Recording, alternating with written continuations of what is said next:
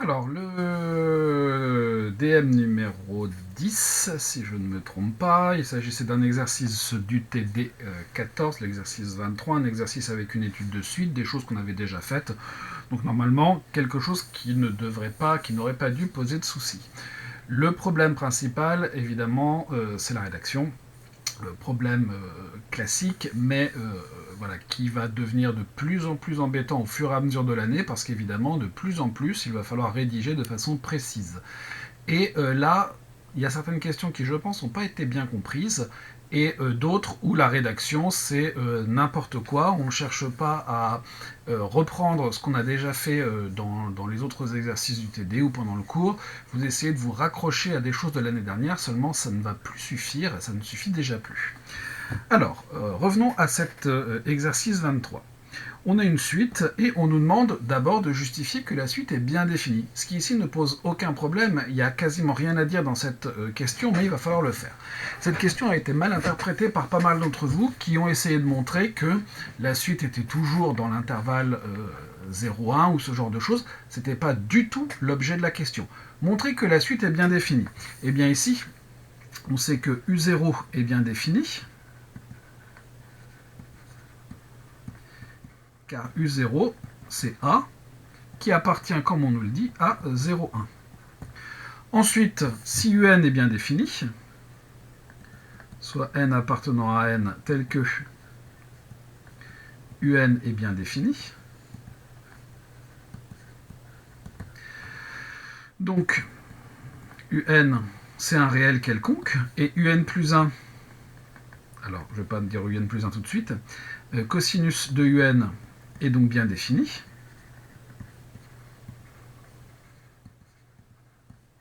Donc UN plus 1 aussi.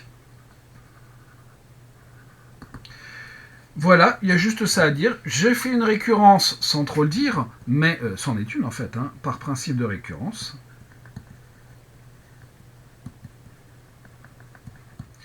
Pour tout n appartenant à n, un est bien défini. Donc chaque terme de la suite est bien défini. Donc conclusion. La suite dans sa globalité est bien définie. Puisque c'est le cas de chacun de ces termes. Voilà ce qui était attendu dans cette question. Alors cela étant, certains d'entre vous me disent juste que comme la fonction cosinus est définie sur R, eh bien la suite sera bien définie. C'est une réponse que je peux tout à fait accepter. Deuxième question. Montrer que l'intervalle 0,1 est stable par f. Par f. Pas par la suite ou par quoi que ce soit, où f est stable, comme ça je l'ai vu un certain nombre de fois, non. Déjà, un intervalle qui est stable par une suite, ça n'a aucun sens. Dire qu'un intervalle est stable, 0,1 est stable par f,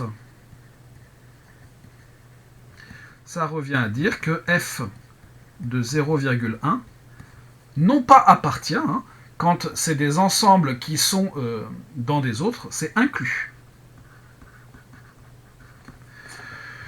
Voilà. Donc je vais m'intéresser à la fonction cosinus, puisque la fonction f c'est la fonction cosinus. Je vais donc m'intéresser à la fonction cosinus sur l'ensemble 0,1. On peut remarquer que 0,1, l'intervalle 0,1 est inclus dans l'intervalle 0 pi sur 2. Alors pourquoi je prends ça? Parce que cosinus est décroissante sur l'intervalle 0 pi sur 2. Elle l'est donc sur l'intervalle 0,1. Alors pourquoi je prends 0 pi sur 2? Certains d'entre vous ont pris 0 pi et me font un tableau de variation complète, ça fonctionne très bien. Ici je peux remarquer que cosinus de 0 est égal à 1 et cosinus de pi sur 2 est égal à 0. Donc, vu que cosinus est décroissante, pour tout x appartenant à 0,1, vous avez cosinus x qui va être compris entre 1, alors strictement, hop, cosinus x, alors ici je devrais même rajouter strictement,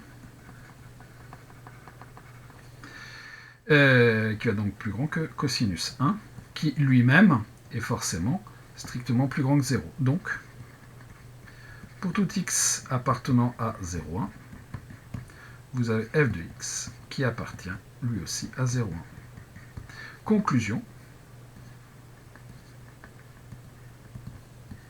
Mon intervalle 0,1 est bien stable par f.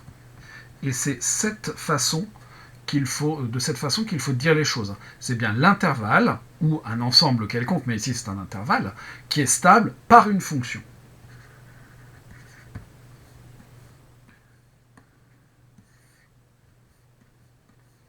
C'est toujours stable par quelque chose. En déduire que la suite un est bornée. Bon. Alors on peut remarquer que ici, forcément, comme un plus 1 va être un cosinus de un, on va être borné entre moins 1 et 1 forcément. Mais ici, on va faire mieux, on va montrer que la suite, elle est toujours dans 0,1. C'est ça qui est attendu, évidemment. Donc là, on va faire une rédaction. On va faire une récurrence. U0, c'est A qui est dans 0,1. Soit n appartenant à n, tel que un est dans 0,1. Vous avez donc un plus 1 qui est cosinus de un, qui appartient aussi à 0,1, puisque 0,1 est stable par f. Donc par principe de récurrence,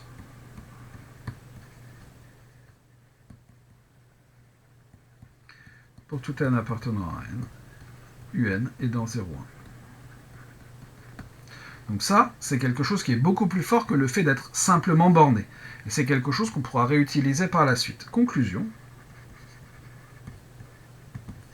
La suite un est bien bornée.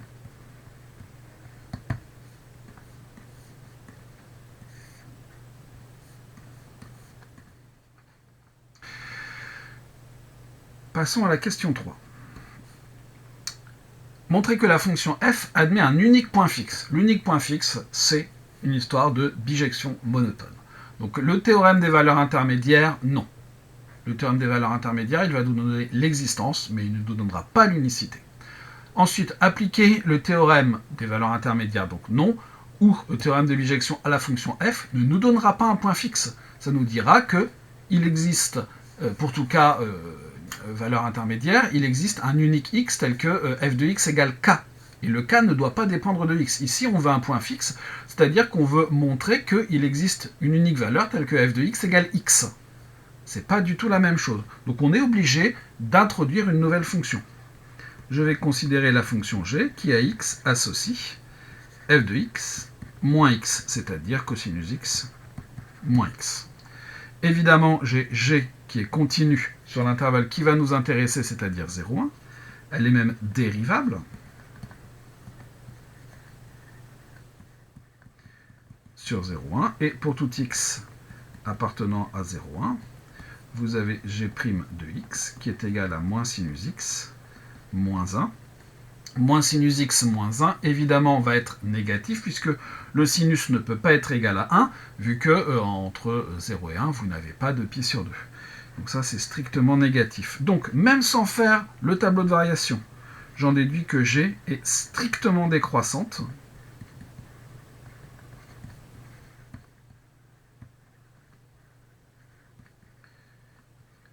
Sur 0,1. Vous avez g de 0 qui vaut cosinus 0, bah cosinus 0 c'est 1, moins 0 donc qui vaut 1, et g de 1 qui est... Alors, c'est vrai que... hop, on va tricher.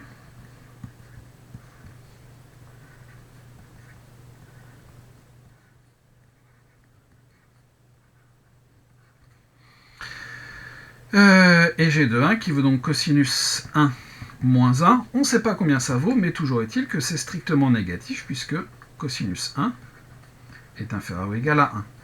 Conclusion, je peux appliquer mon théorème de la bijection, puisque j'ai une fonction qui est continue et strictement décroissante. G étant continue et strictement décroissante,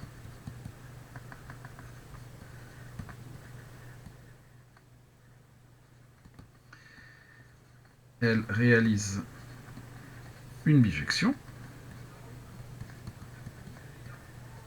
de l'intervalle 0,1 dans l'intervalle, cosinus de 1 moins 1, 1.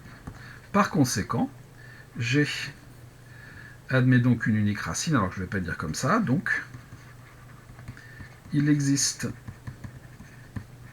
un unique réel L appartenant à 0,1, tel que G de L, égale 0. Et donc,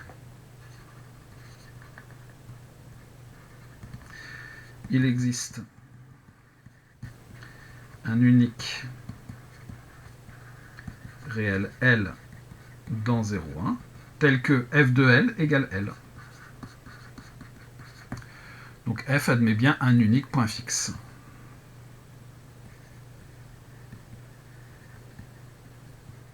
C'est la seule façon de faire. Hein. Enfin, en tout cas, avec les éléments dont on dispose dans cet exercice et plus généralement dans le cours. Quelle est la limite possible de UN? C'est-à-dire qu'ici, on ne va pas conjecturer quoi que ce soit, on n'en sait rien. Peut-être que la suite UN converge, peut-être pas, on n'en sait rien, on n'est pas en mesure de dire ça.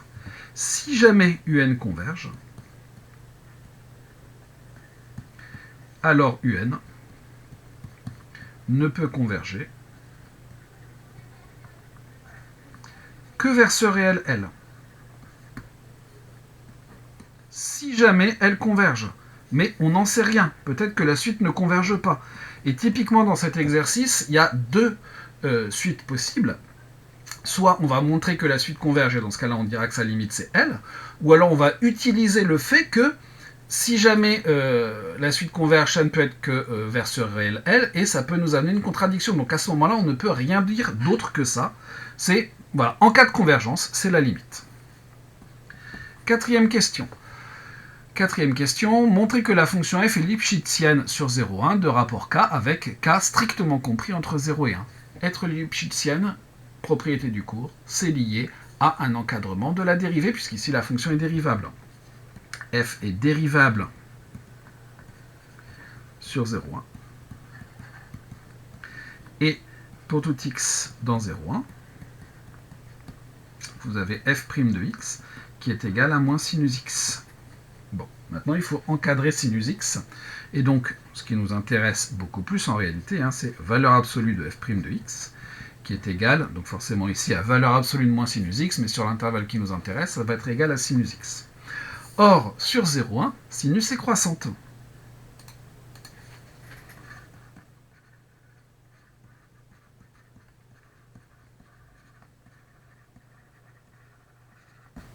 Donc, pour tout x appartenant à 0,1, vous avez sinus x qui est inférieur ou égal à sinus de 1. Et comme 1 est strictement plus petit que pi sur 2, alors ici j'aurais dû le dire strictement, eh bien sinus de 1 est strictement plus petit que sinus de pi sur 2, qui est égal à 1. De plus,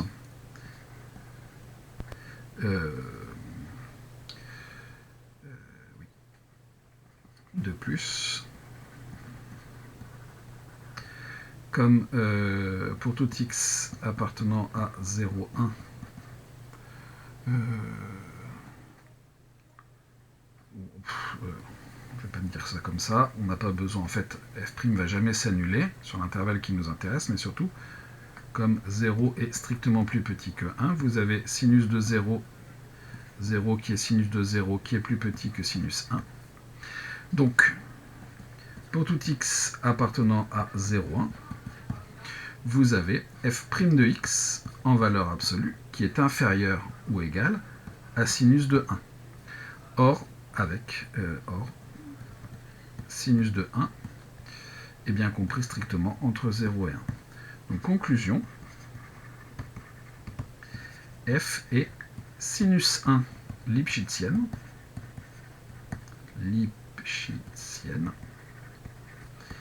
et on a bien sinus de 1 compris strictement entre 0 et 1.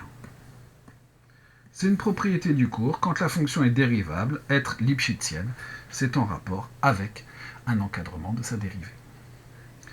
Question 5.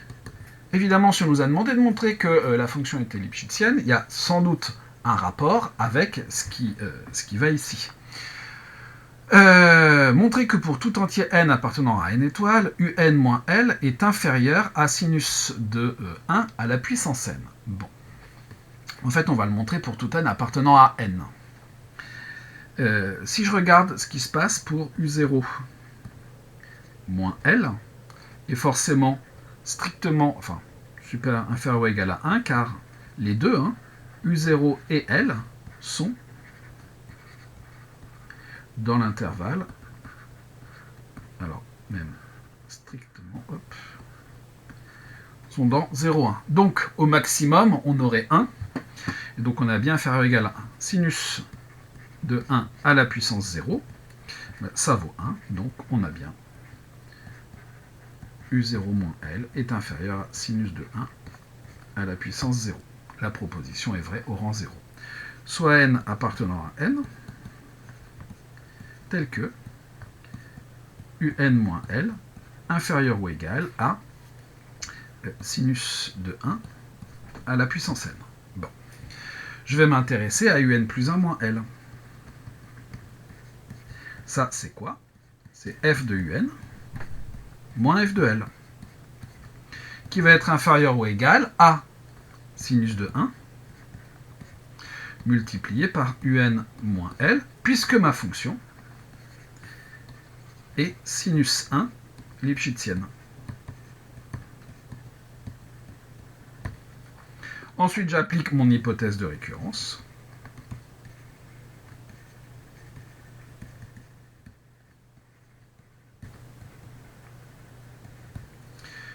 Un plus 1 moins L est inférieur ou égal à sinus de 1 multiplié par sinus de 1 à la puissance n, c'est-à-dire sinus de 1 à la puissance n plus 1. Par principe de récurrence.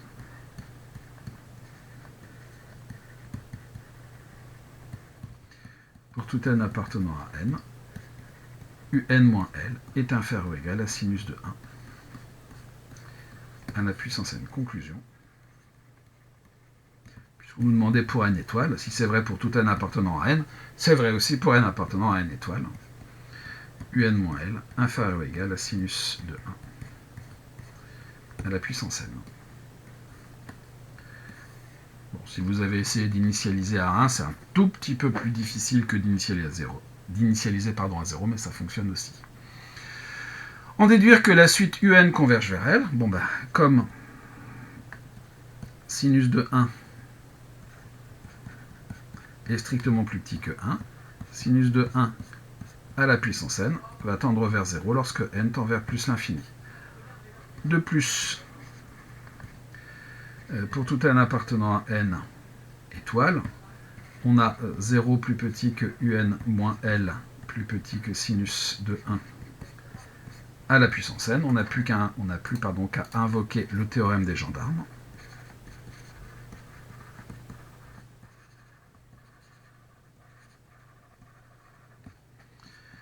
Un moins L tend vers 0 lorsque n tend vers plus l'infini. Ce qui est exactement la traduction de un tend vers L. Conclusion.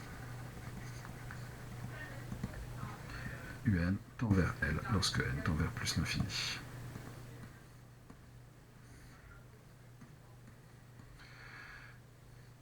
Question 6. Montrer que sinus de 1 est inférieur à 0,9.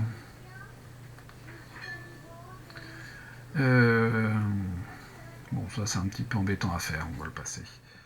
Sinus de 1 est inférieur à 0,9. En déduire une valeur de n à partir de laquelle L est une approximation de un est une approximation de L à 10-3 près. Et bien donc un est une approximation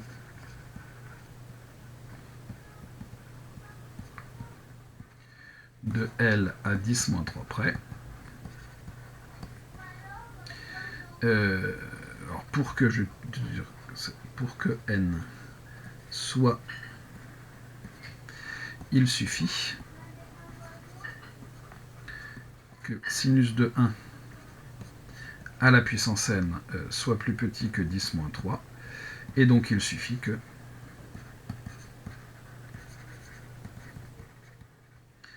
0,9 à la puissance n soit inférieur ou égal à 10 moins 3, c'est-à-dire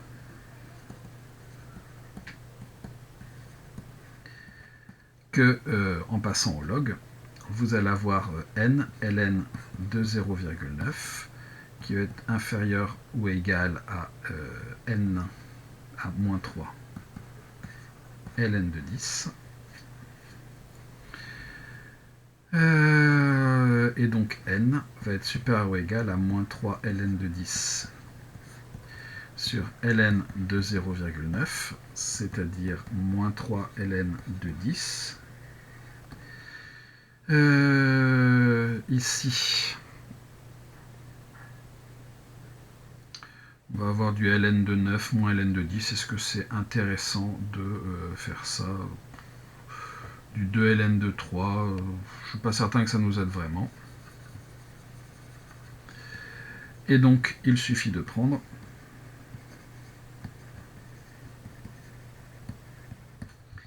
n égale partie entière de moins 3 ln de 10 sur ln de 0,9 plus 1, c'est-à-dire, alors ici, est-ce que j'aurai une calculatrice quelque part? J'ai pas le courage de faire ça de tête. Alors, hop, hop, hop. Nimox, tac, tac, tac, moins 3 ln, où est-ce qu'il est? Il est là, de 10, divisé par ln de 0,9. Et on trouve 65,56, donc 66. En réalité, c'est beaucoup plus près. Hein. Si on prend sinus de 1, on obtient 41. Et si on fait les choses autrement, on obtient encore plus petit. Voilà pour ce devoir.